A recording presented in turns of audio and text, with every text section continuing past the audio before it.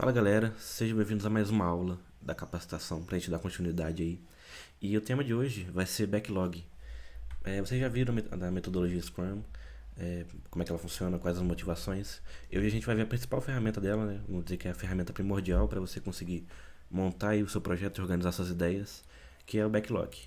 E o backlog, ele é exatamente para isso, para você organizar todas as ideias, tarefas e todos os requisitos do seu projeto para conseguir planejar as suas sprints que vocês vão ver nas próximas aulas e também o andamento do projeto para vocês terem uma ideia mais geral assim do que está acontecendo, do que fazer nos próximos passos. Então, como é que funciona o backlog? Primeiro, vamos pegar aqui um exemplo. Vamos supor que você quer construir um e-commerce. Um e-commerce teria basicamente três telas. Vamos dizer que tem a tela aqui de início,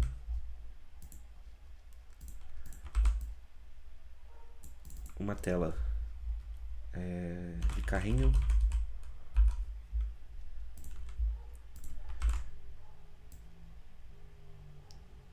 e uma tela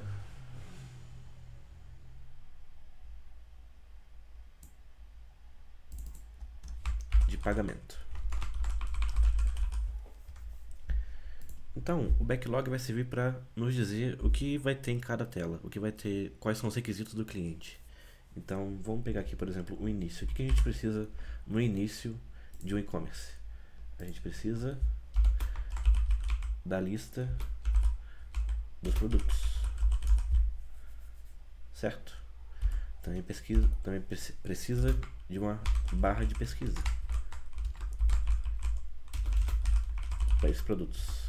E junto com a barra de pesquisa também vem os filtros e ordenação. E no carrinho, o que a gente precisa? A gente precisa que o carrinho liste os produtos selecionados.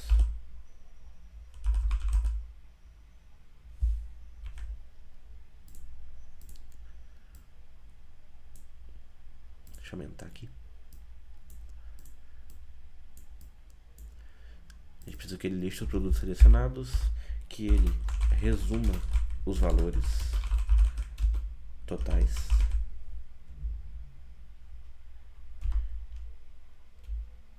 e que também organize as etapas da compra. Então você tem essa etapa de selecionar os produtos, depois colocar no carrinho e depois dos valores e do pagamento em si. E aí no pagamento a gente precisa que o pagamento permita várias formas de pagamento e bom, acho que é basicamente isso. Bem simples aqui, né? A gente conseguiu ter uma ideia bem geral do que um e-commerce precisa fazer. Então a gente vai montar o backlog com base nisso daqui. Só que como vocês vão trabalhar diretamente com a PTEC, eu não vou usar o exemplo do e-commerce, vou usar um exemplo que vocês vão utilizar no dia a dia de vocês na Byron. Então, a gente escolheu a PTEC da MaxVolt, que é um site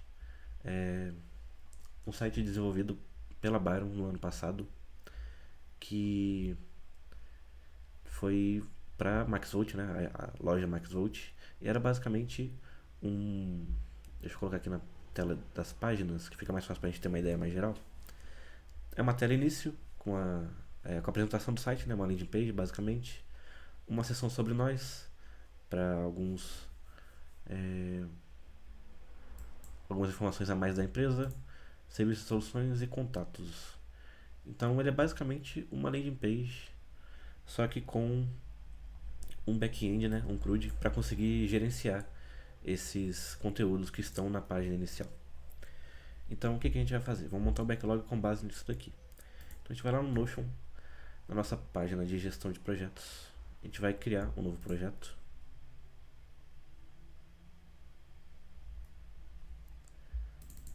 O nome desse projeto vai ser Exemplo MaxVolt.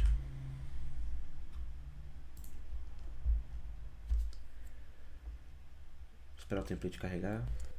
Agora, galera, com o projeto criado, para vocês mexerem no backlog, a gente vem aqui em recursos e vai ter a base de dados aqui, mas vamos na área de gerência, que fica melhor pra gente ver.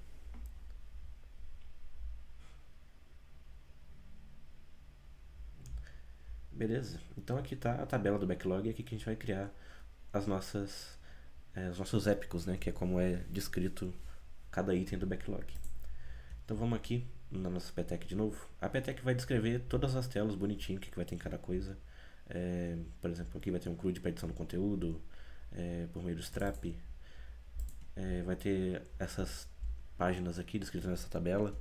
E também vai ter algumas coisinhas a mais aqui que estão descritas nesse texto. Então é bom dar uma olhada, dar uma lida bem minuciosa assim na PTEC para a gente conseguir montar um bom backlog. Primeira coisa que a gente vai fazer vai ser montar as páginas. Então a gente vai ter 4 páginas: início, sobre nós, serviços, soluções e contato. E aí a gente vai criar essas páginas aqui no nosso backlog. Então primeira página que temos é a página início.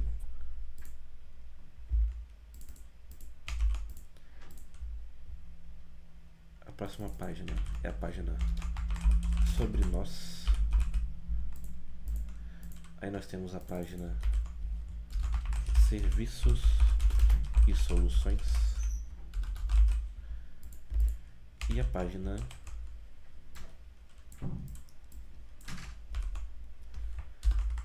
contato. Certo? E além disso, nós também temos...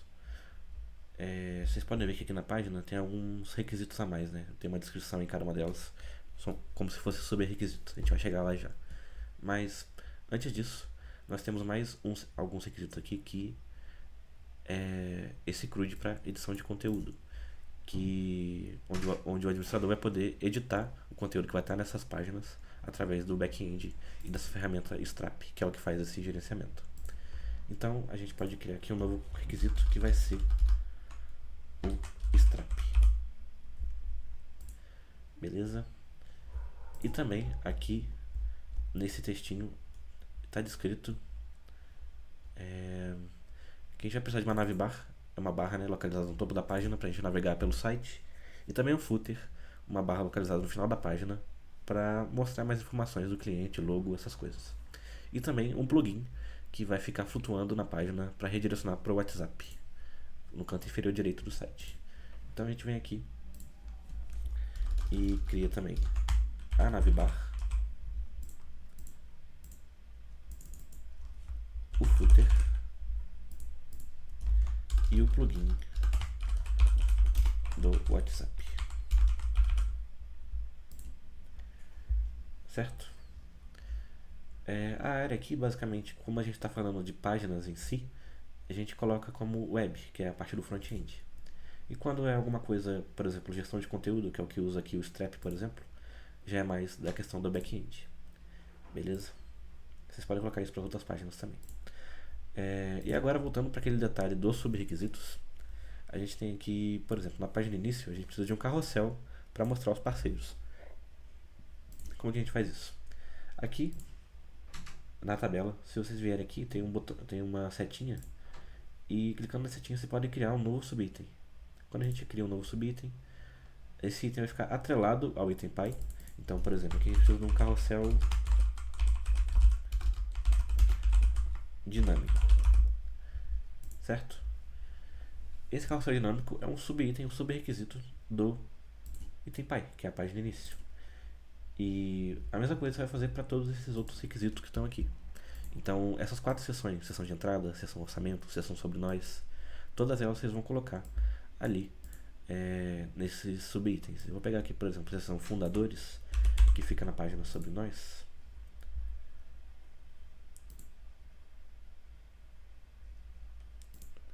Vou criar o subitem, colar aqui, certo? E assim por diante, você vai fazendo isso em todos os itens do backlog. E algumas dicas pra gente finalizar aqui é nunca criar mais de 2 subitens. Então a gente tem a página início e o carrossel dinâmico. Então criar mais um subitem para o carrossel dinâmico seria o nosso limite aceitável, vamos dizer assim, para manter essa estrutura bem organizada e não gerar confusão na hora de fazer as tarefas.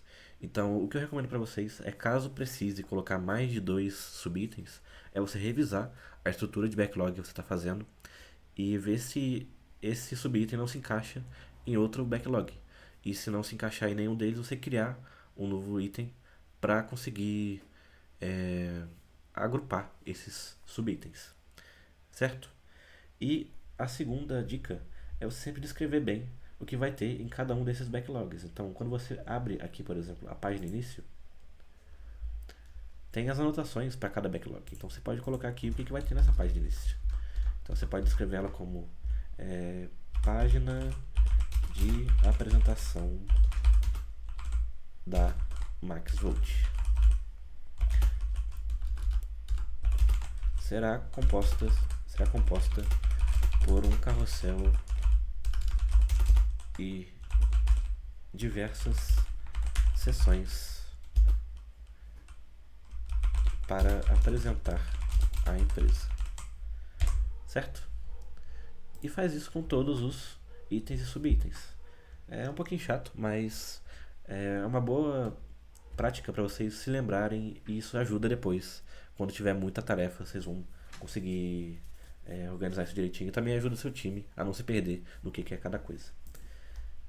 A partir das tarefas vocês vão ver na aula de sprints daqui a algumas semanas ou na próxima aula, se eu não me engano. Então, acho que por hoje era isso que eu tinha para passar para vocês. E é isso, galera. Fico por aqui. Obrigado pela atenção e até mais.